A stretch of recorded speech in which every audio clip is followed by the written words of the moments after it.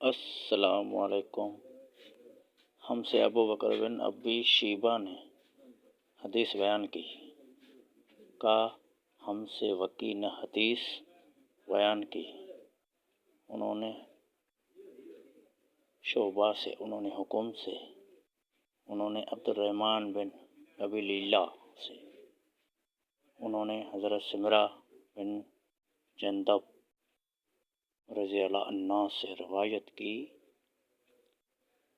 اس طرح ہم سے ابو بکر ابی شیبہ ہی نے حدیث بیان کی، کہا ہم سے وکی نے حدیث بیان کی، انہوں نے شعبہ اور سفیان سے، انہوں نے حبیب سے، انہوں نے میمون بن ابی شیبہ سے، اور انہوں نے حضرت مغیرہ بن شعبہ رضی اللہ عنہ سے روایت کی۔